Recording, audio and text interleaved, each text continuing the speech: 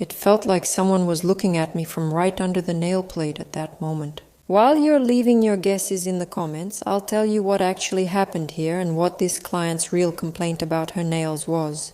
Yes, it all looks strange, it looks ambiguous, but actually what bothers her is that her gel polish keeps coming off. It just completely peels off her nails like this. I asked her for photos, and this story started around 2022. Well, more precisely, since 2022, she began to notice this and started worrying about the condition of her nails. She had both cleanings and treatments with a foot care specialist as well as gel polish applications. As you can see, it's grown out a lot and the nails are folding a bit like an accordion. She kept the coating on longer than usual instead of removing it. Although on all the other toes, there was almost none of it left. So, you can suggest your own ideas about what's happening with her, and I'll show you the treatment we're going to do and share my thoughts about it. Here's what we have to start with. There's a bit of gel polish left, so we'll need to remove it quickly. I also see that her nail plate is quite thick. I removed the extra thickness with a drill bit and will now clean using this type of drill bit.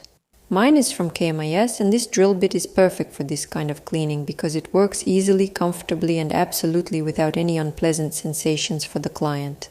It helps to clean up difficult onycholysis when you can't reach it with nippers. In this case, I use almost only one drill bit to remove the unnecessary part of the nail plate, and we get a very interesting result. It feels like there's a whole new, wonderful world under the nails. Something is definitely going on there. And this something is definitely a response to something else. You can also notice that the nail plate is quite twisted. It's hard and dry.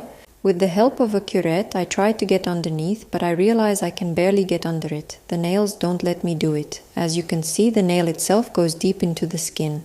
I continue cleaning, and again for the rough part I use a carbide burr, but to continue working I'll need nippers. As always, I'm using straight cutting nippers. I never do a pedicure without these nippers. In this case, it's model NP04. And again, we continue to examine the material under the nail. By the way, the situation on the neighboring toes isn't any better. Almost all of her nails are twisted and almost all of them tend to grow inward. Next, we'll be working with diamond burrs, so we just apply, rub it in, and move on to the treatment. The first burr I started using is a large diameter pedicure drop-shaped burr with a blue band. We need to remove most of the excess. I clean both the nail plate itself, gently thinning it, and the lateral nail grooves. As always, I'm using the Dr. Alex SP130 machine. This is probably the most powerful one currently on the market. We process the other side of our nail plate, the one that is next to the second toe. By the way, if anyone recognized them, these are the toes I showed in my recent video during a live appointment, where the client said she wore a size 38 shoe, but it turned out to be a size 40. I'm showing you with a curette the corner that digs into the skin. Naturally, this position of the nail plate will cause friction, pressure, and discomfort for the client. Right now I'm using a bit that's often called a fisher bit or sometimes a needle bit. Basically, it's a pretty sharp bit. Mine has a blue band here, and you need to work with it very carefully and precisely, but it really helps to reach the hardest to reach areas. But I warn you, your hand needs to be steady when working with these bits. Don't forget to brace your hand. In my case, I anchor on the ring finger of my right hand, which is holding the device. Some people do it on their pinky. The key is ensuring it's securely anchored. Also pay attention to the thumb of my other hand, which I use to pull the finger to the side so that the bit doesn't rub my skin. Then I go back to the bit again, a pedicure drop bit, and I carefully clean out everything that has accumulated. And I lift it up. I go under the nail plate. We removed everything we could while it was dry. And now it's time to soften the nail plate. This is a special liquid that, in a short period of time, allows you to soften the nail, the contents under the nail, and remove everything that has accumulated there. And look how easily I can now scoop everything out from under the nail using a curette. When I see such accumulations, I often compare it to a tucked-in blanket, because that's exactly how the skin folds inward. It creates pressure and prevents the nail plate from growing, because it simply gets stuck there. There's nowhere for it to grow. And of course, the number one task is to clean everything very carefully and gently, and to try not to hurt the client anywhere. I do this very slowly. I'm often asked how much time it takes me to do this kind of cleaning. It's always very individual, and it's impossible to say where it will take a lot of time and where it won't. Because every client has their own level of sensitivity. I always ask, how are you doing? Is it comfortable or uncomfortable? If a person feels uncomfortable, of course, I try to approach from a different angle and apply less pressure. With straight cutting nippers, I very carefully even out the corners so that they don't dig into the skin. I gently round them, but I don't cut too deep. I go over the area with a degreaser and will install a correction system. I'll show you the simplest one. It's called a titanium wire system. Basically, it's a special wire that always tries to stay straight while the nail is curved. I have these little titanium wires. They were sent to me by the brand Z-Collar. It turns out they also have titanium threads. And I'm taking the thickest one, number 16. I'll also be using a composite for the titanium thread. And this time I chose shade number 1. Or rather, it's completely without any shade, absolutely transparent. The first thing I'll use is a dehydrator. I've already prepped the nail and now I need to make sure it's properly degreased.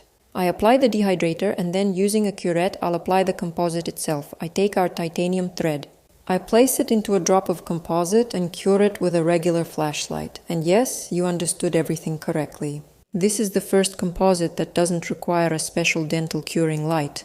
Finally, the manufacturers have given us a real gift. After all, titanium threads are the very first correction systems that are usually taught when you start studying podology, and now it won't be as expensive as it used to be. Because buying a dental curing lamp is actually quite expensive, and another thing I like about this composite is that we don't need to use any base or foundation here. We just apply it directly onto the prepared and degreased nail plate.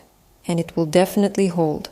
I've already cut the length I need. I secure the titanium thread with an orange stick. Then I apply another drop of composite and cure it with the flashlight. And on top I secure it again with a small drop of composite.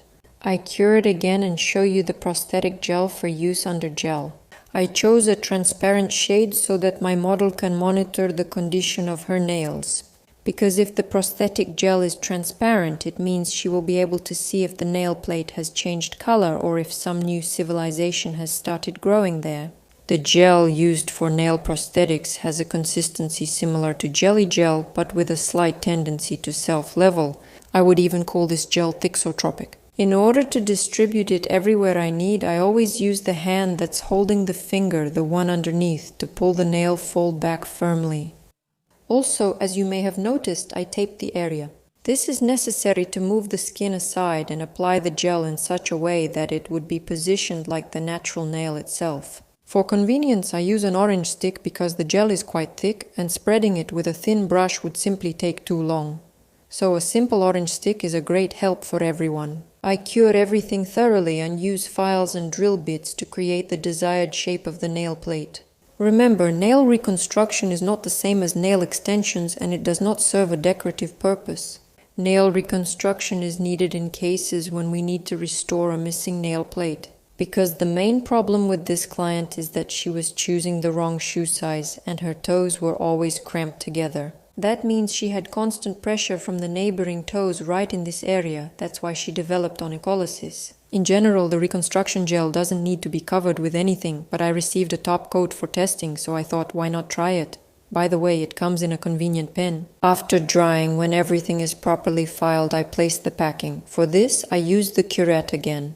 And after placing the packing, I always apply oil. In my case, it's grapeseed oil. The oil needs to be applied daily. You need to explain this to the client. You need to do self-massage because it will lead to constant hydration and increased elasticity of the nail plate. This is the result we got. Here we have a titanium brace, nail reconstruction, and also packing. Now write in the comments whether you think this will help my model or not. Place your bets on whether she'll change her shoes. I explained this to her for hours.